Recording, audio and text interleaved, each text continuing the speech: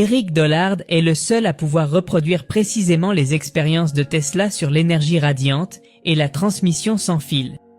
Il y parvient car il sait que la théorie électrique classique n'est que la moitié de l'histoire.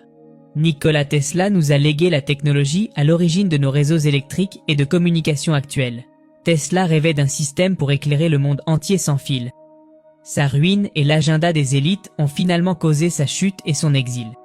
Déterminé, Eric a recréé la technologie de Tesla et conçu un système plus rapide que la lumière, sans perte. Eric a redécouvert le travail de Tesla, mais a dû vivre dans le désert. Il a étudié le soleil pendant 4 ans à Sonoma State avant de perdre son labo. Ses recherches sur le soleil l'ont mené à ses conclusions. Le soleil n'a pas de structure interne, il est vide. Le soleil n'est qu'une surface, rien à l'intérieur. Le soleil ne brûle rien, pas de fusion. Le soleil est un transformateur. C'est un convertisseur d'énergie d'une autre dimension, lumière et chaleur étant des résidus. En 30 ans de recherche, Dollard a vu 8 labos mystérieusement brûlés. Il a fait des expériences prouvant que le soleil n'est pas une boule de feu dans l'espace.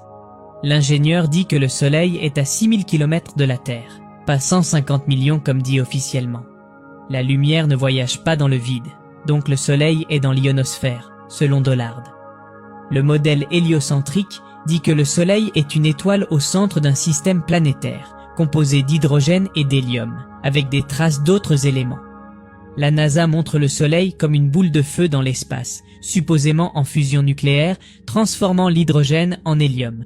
Pourtant, la science actuelle ne s'appuie que sur des théories hypothétiques et des conjectures erronées pour définir le soleil. Seule l'électricité explique la force magnétique et l'existence du soleil. Le soleil n'est pas plus grand que la Terre, ni à 150 millions de kilomètres. Le soleil serait un peu plus grand que la Lune. L'induction magnétique produit lumière, chaleur, énergie, fréquences électromagnétiques et radiation. Ce serait la meilleure explication pour définir le fonctionnement du soleil dans le système. Le soleil a un fort champ électromagnétique captant l'énergie de la Terre et de l'espace électrique. Ce processus se définit par une induction magnétique continue. En bref, le soleil capte l'énergie terrestre et spatiale, la transformant en lumière et chaleur.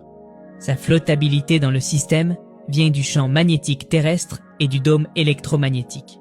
Donc, le champ magnétique terrestre surpasse largement celui du Soleil et de la Lune.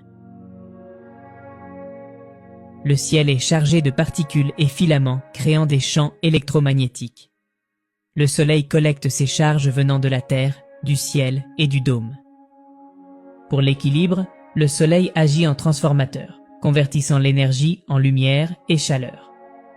Ainsi, Soleil et Lune assurent une harmonie maintenant l'équilibre de notre système. Sans le Soleil et la Lune, pas de vie sur Terre. Les ondes électromagnétiques émettent diverses fréquences. Le Soleil résulterait d'une vibration émise par la Terre. Tesla croyait en une fréquence frappant la Terre tel un marteau. Pour lui, la Terre vibrait comme une grande bobine de Tesla. Cette fréquence est intense en Antarctique, avec sonoluminescence. L'Antarctique serait le pôle négatif, libérant l'énergie en excès. Le Soleil résulterait de cette énergie oscillante à haute fréquence. Tesla a reproduit l'éclairage en boule en labo en 1902. D'autres ont tenté sans succès de reproduire ce phénomène. Ce phénomène électrique s'observe après de grandes les orages où trop d'énergie est libérée dans l'air ou l'atmosphère. Une boule de foudre flotte et disparaît mystérieusement en perdant sa fréquence. Ce phénomène pourrait être lié à notre soleil électrique brillant dans le ciel. Les gaz et l'énergie électrique constituent le plasma. La boule de Tesla fonctionne sur le même principe, libérant de l'énergie en son sein. Le mélange gaz-énergie électrique explique aussi la composition du soleil électrique. Le soleil transforme l'énergie électrique en ondes électromagnétiques. Ces ondes produisent pas des fréquences faisant vibrer molécules et particules intensément. Cette vibration produit de la chaleur. Ainsi, le soleil aurait une surface froide, la chaleur venant des ondes électromagnétiques. En générant de très hautes fréquences, le soleil fait vibrer les molécules et particules de l'atmosphère, irradiant ainsi la chaleur vers la Terre. C'est ainsi que fonctionne un four à micro-ondes. Don Scott et Michael Clarage, docteurs en génie électrique et physique, ont dirigé le projet Saphir étudiant le soleil électrique. Ils affirment que le Soleil n'est pas une boule d'hydrogène en fusion dans l'espace. L'expert en télécom José Alfonso Hernando Aberon dit aussi que le Soleil est froid et que la chaleur vient d'ondes électromagnétiques. Une preuve que le Soleil est froid. Plus on s'approche de l'atmosphère et du Soleil, plus il fait froid. À 10 000 pieds, les avions enregistrent des températures extérieures de -5 degrés. Si le Soleil était chaud, l'eau ne gèlerait pas à 30 km d'altitude.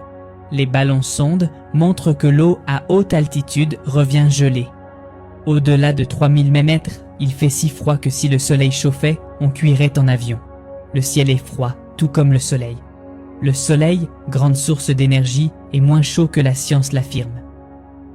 Les ondes électromagnétiques viennent d'une source et de processus électriques. L'électricité pourrait expliquer l'existence du Soleil et de l'univers. La lumière visible n'est qu'une fraction du spectre électromagnétique total. Les taches solaires sont des tourbillons électromagnétiques d'énergie. Le Soleil exerce une puissante force électromagnétique interagissant avec le système Terre-atmosphère. Sa chaleur réchauffe mers et rivières, dilate l'air et génère brises, vents et ouragans. Cette chaleur provoque l'évaporation de l'eau. La vapeur légère s'élève, formant les nuages qui flottent dans le ciel. Le Soleil joue donc un rôle clé dans le climat, influençant pluie, vent et tempêtes. Il crée des flux magnétiques sur Terre, à l'origine des ouragans, tsunamis et séismes. L'eau, naturellement diamagnétique, repousse les champs magnétiques qu'elle rencontre. Cet effet répulsif explique les marées dans les océans terrestres. Le Soleil génère une énergie positive causant la marée basse, la Lune une énergie négative provoquant la marée haute. Le sel marin augmente la capacité de l'eau à produire de l'électricité. L'interaction Soleil-eau de mer agit comme une immense centrale électrique. Environ 71% de la surface terrestre est composée d'eau. Les propriétés électromagnétiques du Soleil et de la Lune agissent comme deux aimants géants, modifiant le niveau d'eau jusqu'à 17 mètres. Le Soleil influence aussi les couches tectoniques, causant séismes et tremblements de terre. Toutes les zones sismiques se concentrent dans les bandes magnétiques ou sur les trajectoires solaires. Le Soleil est un grand transformateur électrique interagissant avec tout le système. Éric Dollar et Nikola Tesla ont été persécutés car ils en savaient trop. Tous deux ont détruit leur laboratoire et y ont mis le feu. Dollar a été menacé, Tesla saboté jusqu'à la fin de sa vie. Le Soleil fait partie du circuit électrique parfait qui fait fonctionner ce système. Qu'en pensez-vous ?